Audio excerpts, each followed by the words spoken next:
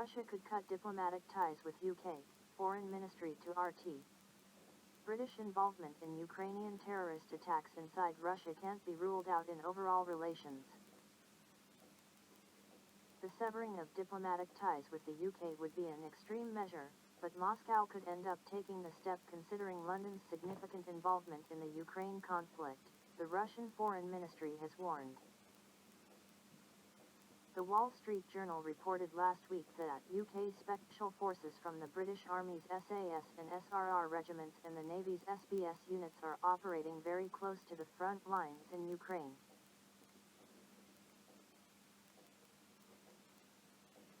British personnel are not directly involved in the fighting with Russian troops, but their guiding influence on Ukrainian Special Forces activity is evident in the sabotage operations Ukraine has conducted against Russian railway, airfield, fuel, and other logistical nodes, the U.S. outlet claimed. RT addressed the Russian Foreign Ministry for comment on the article, asking if Moscow could verify the WSJ's claims and, if confirmed, whether this could lead to the severing of relations with Britain. In a reply on Friday, the ministry said it was well aware of consistent efforts by London aimed at providing military assistance to the neo-Nazi regime in Kiev. The UK's support includes the supply of domestically produced and foreign military hardware to Ukraine, the training of Ukrainian troops in Britain and elsewhere in Europe, intelligence sharing, consulting support, and likely participation in the operational tactical planning by the Ukrainian military, including sabotage, other operations, direct provision of cybersecurity, and deployment of mercenaries, the statement from the ministry read. We can't rule out that the British participated in the planning, organization, and support of terrorist attacks carried out by the Kiev regime on the territory of Russia, including through the provision of intelligence information, it added. The ministry noted it had summoned British Ambassador to Moscow Deborah Brainerd last autumn, following the Ukrainian naval drone attack on Russian vessels in the Crimean port of Sevastopol last autumn.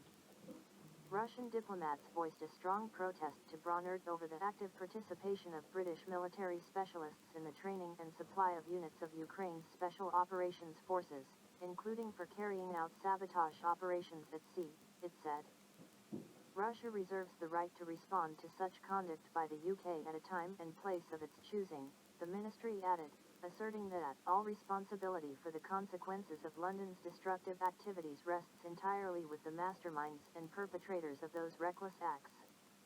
Regarding the possible severing of diplomatic relations with London, this is obviously an extreme measure that can't be ruled out when taking into account the totality of all factors, the ministry warned. She vows to tighten ties, strengthen cooperation with DRC. Chinese President Xi Jinping on Friday held talks with President of the Democratic Republic of the Congo, DRC, Felix Antoine Tshisekedi Tshilombo, with both sides vowing to elevate the bilateral relationship to a comprehensive strategic cooperative partnership.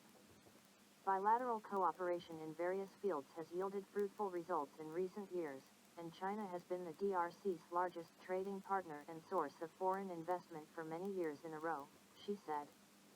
The two sides have forged a close community of shared interests and shared future, she said. He expressed the belief that China's high-quality development will provide more cooperation opportunities in a broader market for the DRC and promote greater development of bilateral relations.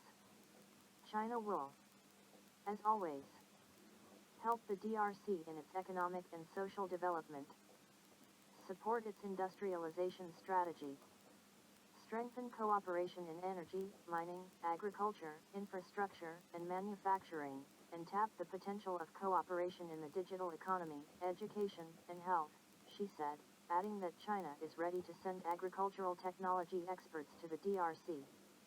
China hopes that the DRC will provide policy support and service convenience for Chinese enterprises to invest and do business in the DRC and foster a fair, just, and safe business environment, he said. She said China is ready to strengthen coordination and cooperation with the DRC in multilateral affairs, jointly practice true multilateralism, and uphold international fairness and justice. Noting China is the world's largest developing country and Africa is the continent with the largest number of developing countries, she said China and Africa have always been a community with a shared future. China firmly supports Africa in pursuing an independent development path and becoming an important pole in the world's politics, economy, and civilization, she said, adding that China is ready to provide new opportunities for African countries with its new development. As for his part, Tshisekedi appreciated China for its assistance and valuable support to the DRC's economic and social development over the years. The DRC firmly adheres to the One China policy and firmly supports China's efforts to achieve national reunification, Tshisekedi said. The DRC is willing to work with China to deepen cooperation in economy, trade, resources, infrastructure, medical care, and other fields, enrich the connotation of the comprehensive strategic cooperative partnership between the two countries and build mature, stable and groundbreaking relations for the benefit of the two peoples, Tshisekedi added. Kazakhstan not planning to create, join any union state for now. Kazakhstan does not intend or plan to create or join any union state, Ruslan Geldibe, the press secretary of Kazakh President Kassym-Jomart Tokayev, said on Friday. Tokayev took part in a plenary session of the Eurasian Economic Forum, an annual business event of the Eurasian Economic Union, EAEU, in Moscow on Wednesday. The president then said that there are different levels of integration within the EAEU, recalling that the Union state of Russia and Belarus is a part of the EAEU. Regarding our country, Kazakhstan does not intend and does not plan to create or join any union state, Geldibe said on social media.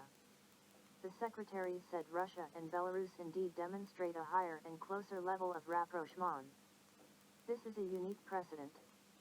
As the head of state noted, in fact, we are talking about one people and one state. And in this regard, it is very important to share the initiatives of the two integration projects that have absolutely different goals, he added. Geldibe said Tokayev's key message is that the integration within the EAEU can and should exclusively follow the economic path. As the president noted, economic integration is not an end goal but one of the means to develop economies and improve the well-being of our peoples. That is, any decisions made within the framework of the Union should bring results to each individual participant and, above all, to the citizens of all EAEU states, the press secretary said. Biden, McCarthy appear near to deal on U.S. debt ceiling as default looms. U.S. President Joe Biden and top congressional Republican Kevin McCarthy on Thursday appeared to be nearing a deal to cut spending and raise the government's $31.4 trillion debt ceiling, with little time to spare to head off the risk of default. The deal would specify the total amount the government could spend on discretionary programs like housing and education.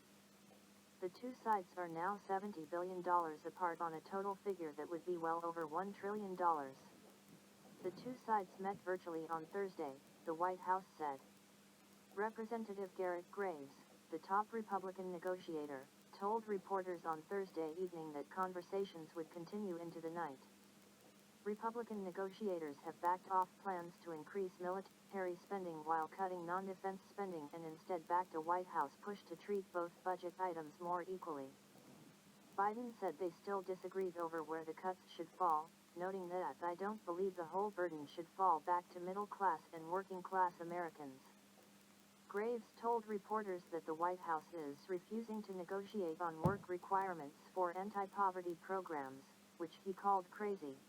He said disagreements over funding Social Security and Medicare versus work requirements remains an issue between the two sides. House Speaker McCarthy told reporters Thursday evening that the two sides have not reached a deal. It is unclear precisely how much time Congress has left to act. The Treasury Department was warned that it could be unable to cover all its obligations as soon as June 1st. But on Thursday said it would sell $119 billion worth of debt that will come due on that date. Any agreement will have to pass the Republican-controlled House of Representatives and the Democratic-controlled Senate. That could be tricky, as some right-wing Republicans and many liberal Democrats said they were upset by the prospect of compromise. I don't think everybody's going to be happy at the end of the day. That's not how the system works, McCarthy said. The House adjourned on Thursday afternoon for a week-long break, and the Senate is not in session. Lawmakers have been told to be ready to come back to vote if a deal is reached. As per reports, the deal would only set broad spending outlines, leaving lawmakers to fill in the blanks in the weeks and months to come, and it would specify the total amount of military spending, which has been a key sticking point in the talks. Biden has resisted Republican proposals to stiffen work requirements for anti-poverty programs and loosen oil and gas drilling rules, according to Democratic Representative Mark Takano. Representative Kevin Hern, who leads the Republican Study Committee, said that a deal was likely by Friday afternoon. Queen Elizabeth faced assassination threat in U.S. FBI. Newly released documents detailed an ever-present danger to the British monarch. A trove of newly released FBI documents has detailed an alleged IRA plot to kill Queen Elizabeth while the British monarch was on a state visit to the U.S. in 1983. The documents, which are viewable in the FBI's online vault, following their release on Monday, claim that federal agents received credible intelligence of threats to the Queen's life when she and her husband, the Duke of Edinburgh, were visiting California 40 years ago. According to the documents, a San Francisco police officer received a call from a man who claimed his daughter had been killed in Northern Ireland by a rubber bullet following a meeting at a bar. The bar in question was described as being frequented by sympathizers with the Provisional Irish Republican Army. The decades-old intelligence adds that the man threatened to harm the monarch either by dropping some object off the Golden Gate Bridge onto the royal yacht Britannia when it sails underneath, or would attempt to kill Queen Elizabeth when she visited Yosemite National Park. The U.S. Secret Service intended to close the walkways on the bridge in San Francisco as the yacht neared, the documents say, although they make no mention of security arrangements for the Queen's visit to Yosemite. No details of any arrests related to the investigation were noted. Another document in the 103 pages released by the FBI, which were shared following a Freedom of Information request by U.S. media outlets, shows that a man faced legal proceedings in 1976 for flying a small plane over New York with a sign which read "England, get out of Ireland," while the Queen was visiting the city. In 1989, an internal FBI memo also detailed what documents referred to as an ever-present threat towards the British monarchy from the Irish Republican Army, IRA, while in 1991 the Secret Service was warned that Irish groups were planning to protest en masse against the Queen at a baseball game she planned to attend along with then-US President George H.W. Bush. The Queen's second cousin, Lord Mountbatten, was assassinated by an IRA bomb in County Sligo, Ireland in 1979. Claims about Chinese hacking Kenyan government false, Kenyan official. A senior Kenyan security official refuted claims of a Reuters report which said Chinese hackers carried out cyber attacks against the Kenyan government since 2019, noting the allegations in the article lack authoritative evidence of their existence. In a statement released on Thursday, Dr.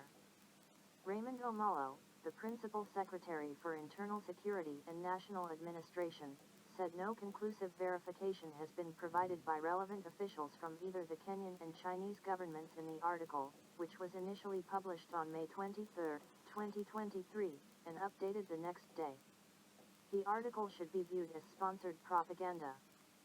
The wide circulation and the alacrity for its attribution by other foreign media with well-known inclinations further hint at a choreographed and concerted attack against Kenya's sovereignty, said Omolo. In the article, Reuters reported that the hacks, targeting 8 of Kenya's ministries and government departments, were suspected of being conducted by a hacking group sponsored by China, citing Kenyan intelligence analysts and a cybersecurity firm in the United States. Omolo argued in the statement that it was unreasonable for the key ministries to be hacked by third-party hackers from China, as most of the critical networking infrastructure deployed by Kenya is sourced from the country. It is reasonable, therefore, to contemplate that if the country of origin desired to infiltrate the same systems it has helped install, it would unlikely engage third-party hackers, Omolo said. Omolo added that Kenya's cybersecurity infrastructure is formative, and this portends inherent high-risk exposure to cyber threats. He said the necessary precautions that are under constant review to match the dynamic nature of the threat's landscape have been deployed. Behind groundless accusations, the Chinese embassy in Nairobi also dismissed the claims made by the report, terming them as groundless, far-fetched, and sheer nonsense. Hacking is a common threat to all countries, and China is also a victim of cyber attacks. China consistently and firmly opposes and combats cyber attacks and cyber theft in all forms, a spokesperson said in a statement from the embassy, adding that it is a highly sensitive political issue to pin the label of a cyber attack to a certain government without solid evidence. In addition to Reuters' article, U.S. tech firm Microsoft Corp also published a report on Wednesday, saying a hacking group known as Volt Typhoon has gained access to infrastructure organizations in Guam and elsewhere in the U.S. The company said the group is sponsored by China and had been active since mid-2021, with the likely aim of upending communications during a future crisis. China has rejected the baseless claims from the extremely unprofessional report, describing it as a patchwork with a broken chain of evidence. Chinese Foreign Ministry spokesperson Mao Ning told reporters that similar alerts have also been issued by intelligence agencies of the U.S., Britain, Canada, Australia, and New Zealand, members of intelligence alliance the Five Eyes. The Five Eyes is the world's largest intelligence organization, and the National Security Agency, NSA, of the U.S. is the world's largest hacking organization. Mao said the joint warning issued by the U.S. and its allies is a collective disinformation campaign with geopolitical purposes, adding that the U.S. is in fact the empire of hackers. Investigation reports released by Chinese institutions last September accused the U.S. of using 41 specialized cyber weapons to launch more than 1,000 attacks on Northwestern Polytechnical University in China's Shaanxi province. The investigation, conducted by China's National Computer Virus Emergency Response Center and Chinese Internet security company 360, uncovered the technical characteristics, tools, and methods of the attacks, which were traced back to Computer Network Operations, CNO, a cyber warfare intelligence gathering unit of the NSA. The U.S. has not yet offered a response on the matter. U.S. South Korean military exercise simulates attack on North Korean forces for sake of peace. The joint military exercise conducted by the U.S. and South Korean forces involved the deployment of hundreds of troops and dozens of tanks, artillery systems, and aircraft. Washington and Seoul have once again demonstrated exactly how much they care about peace on the Korean Peninsula by holding a massive live-fire military exercise on South Korean soil right next to the border with North Korea, a country well known for such moves as antagonistic and provocative. During the exercise, the U.S. and South Korea deployed some 2,500 soldiers and 610 items of military hardware such as tanks, artillery systems, attack helicopters, fighter aircraft, and drones, according to a statement issued by the South Korean Defense Ministry and disseminated by media. The drills involved simulated strikes against North Korean frontline assets, ostensibly in response to an attack, with the South Korean Defense Ministry boasting that their aim would be to bring peace through overwhelming strength. The military exercise in question became the largest of the so-called Combined Annihilation Firepower drills, a series of drills that have been held since 1977. North Korean media has already branded the drills as a typical North Korea targeted war rehearsal and promising that there will be consequences, delivering these remarks last week before the actual start of the exercise. The United States and South Korea have a long-standing tradition of holding joint military exercises around the Korean Peninsula and then acting surprised when North Korea does not appreciate such moves on its doorstep.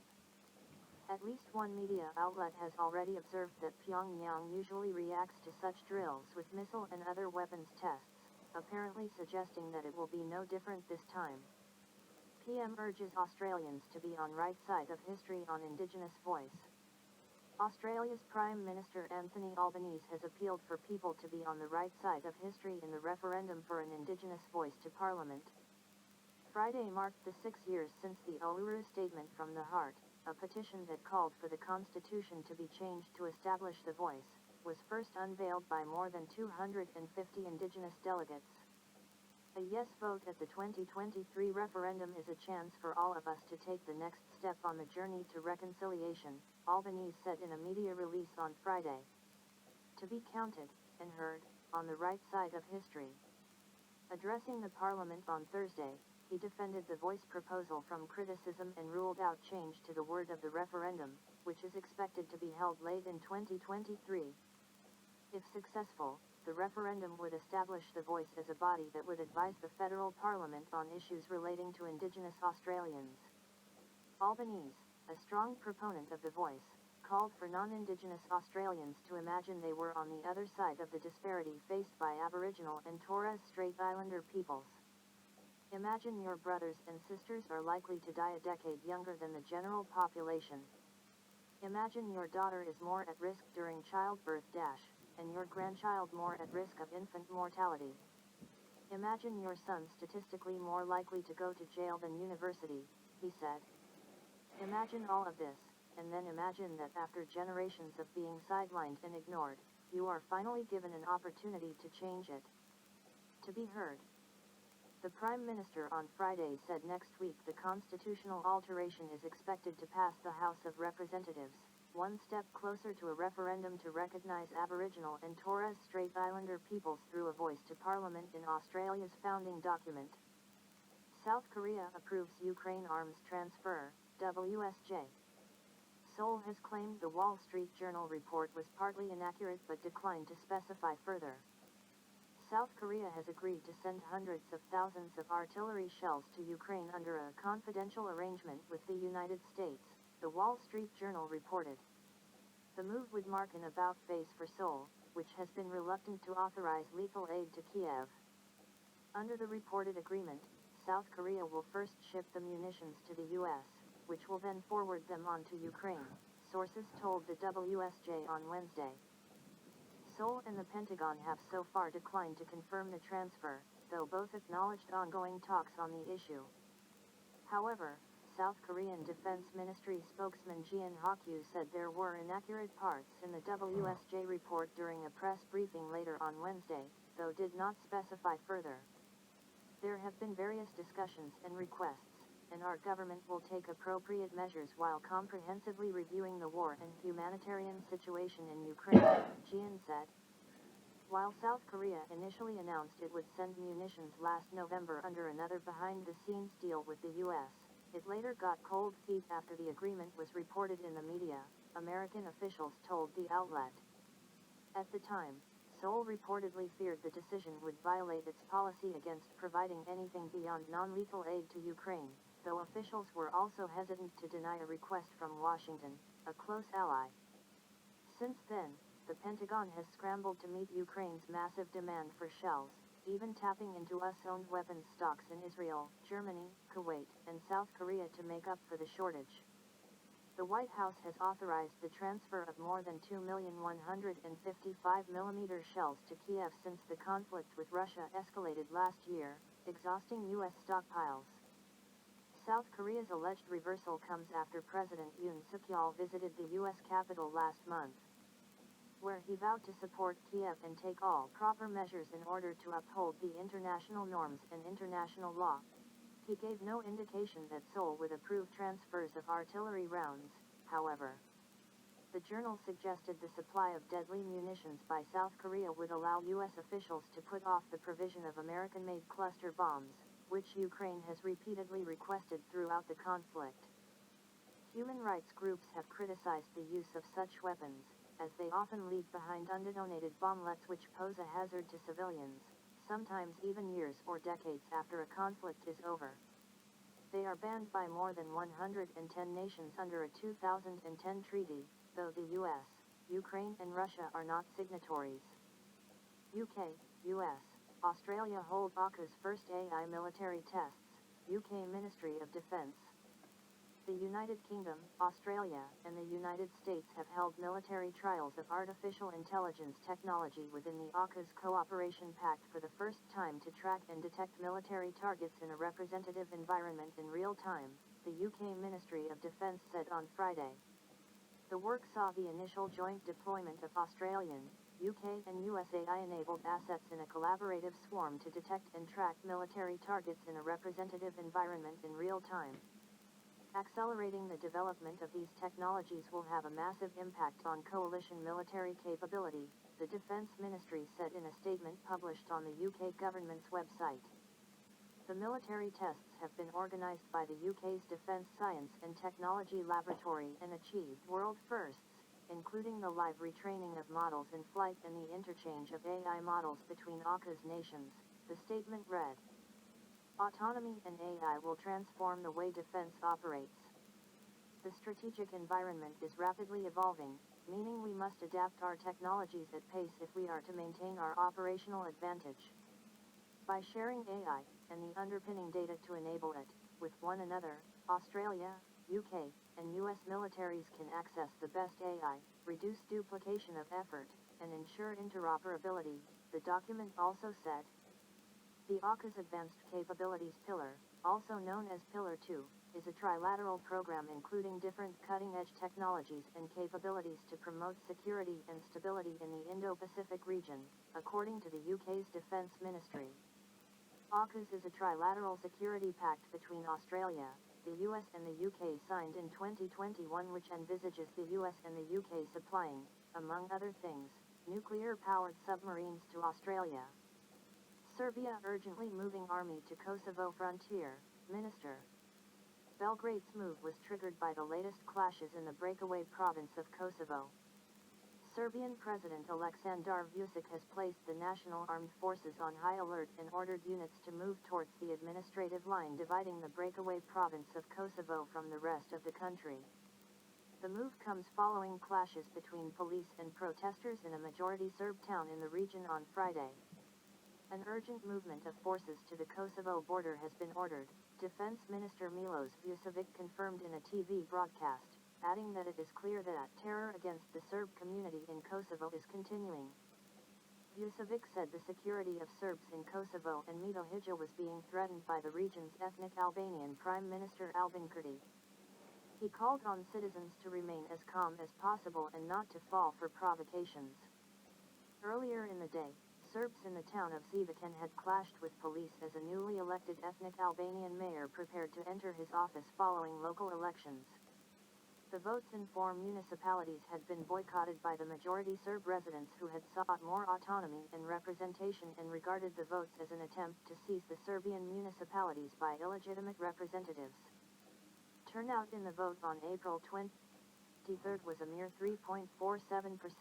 With locals saying they would not work with the newly elected officials. According to local media, police from Pristina used stun grenades and fired tear gas at protesters who had gathered in front of an administrative building, while Reuters reported that a police car had been set ablaze. RT Balkan reported that around a dozen people were admitted to hospital with minor injuries. Vučević told Think TV that what President Vučić had been warning the international community about for days and weeks has now turned out to be true, accusing Pristina of escalating tensions and instigating terror against Serbs. Someone needs to understand that what Albin Kurti is doing is leading us to red lines and to a complete collapse of dialogue and an escalation on the ground, Vučević said.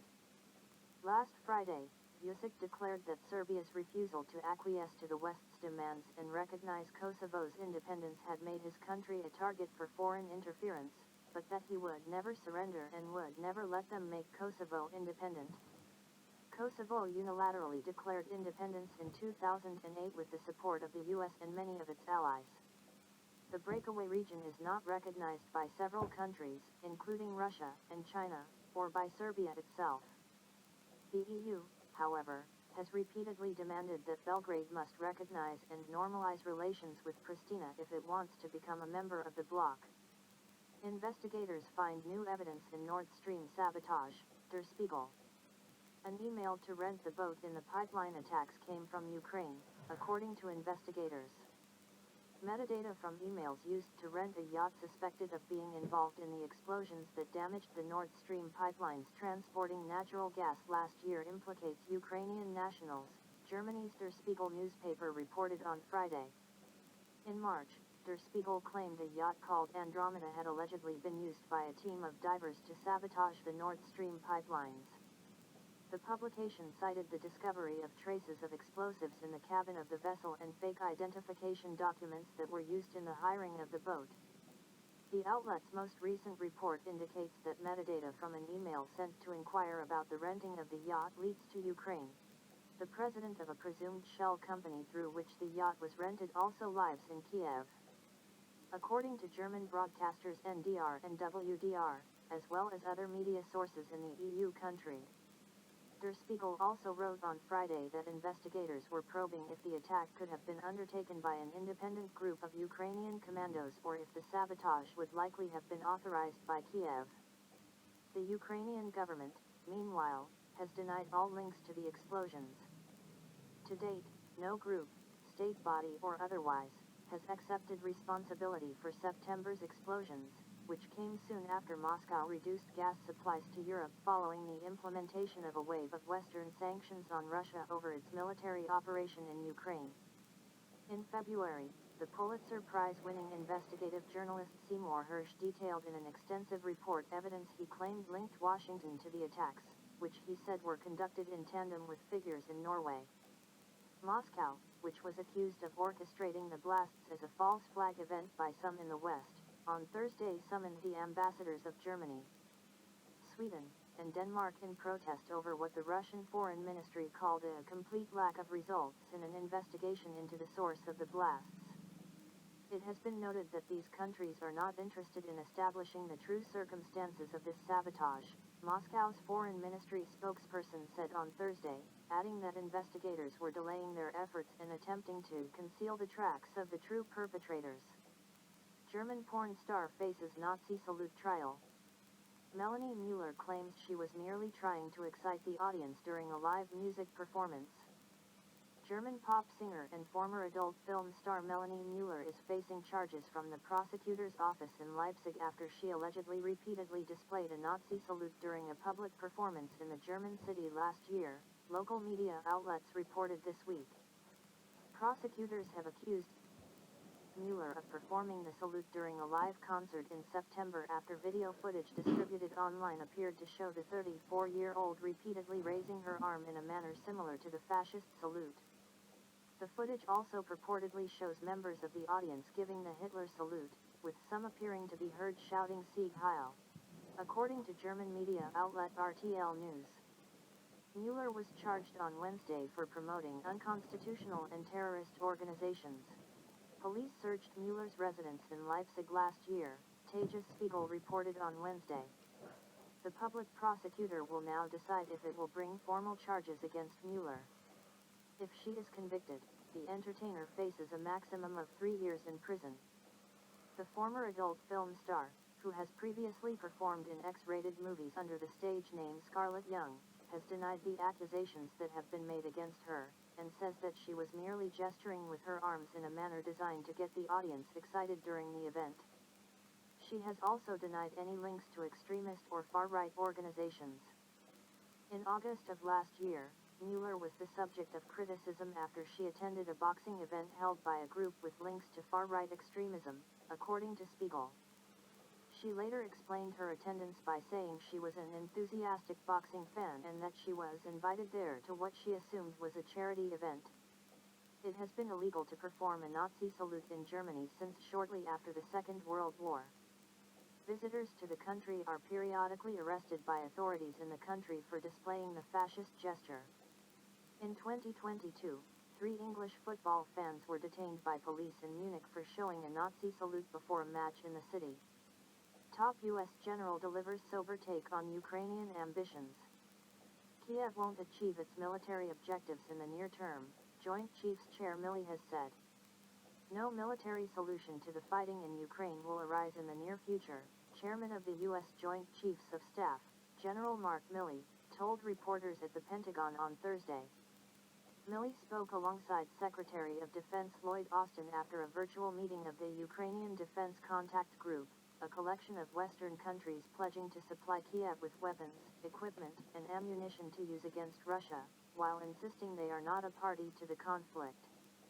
Ukraine's strategic objectives are to take all the territory occupied by Russia, where a couple 100,000 Russian troops are currently positioned, Milley told reporters.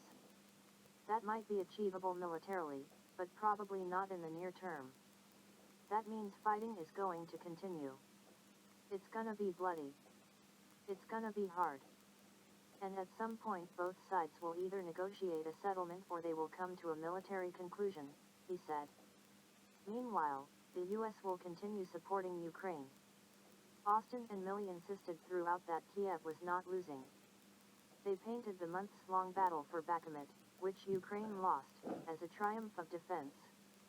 They also claimed that the Ukrainians were using the US-supplied Patriot air defense systems very effectively.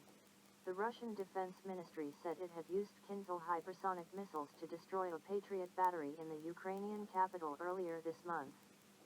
Milley also defended the decision not to send F-16 fighters to Ukraine sooner, arguing that the U.S. was not ramping up weapons deliveries as a result of public pressure, but always sending Kiev precisely what it needed at any given moment, using hardcore military analysis of cost, benefit, and risk.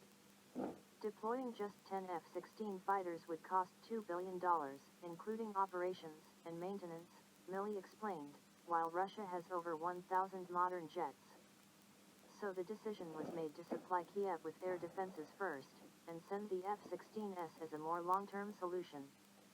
It's going to take a considerable length of time to build up an air force that's the size and scope and scale that'll be necessary, Milley said. He also cautioned reporters to curb their enthusiasm, as there are no magic weapons. An F-16 is not, and neither is anything else. It has been known since February that Milley would retire at some point this year. On Thursday, U.S. President Joe Biden nominated as his replacement the current Air Force Chief of Staff, General Charles Q. Brown Jr.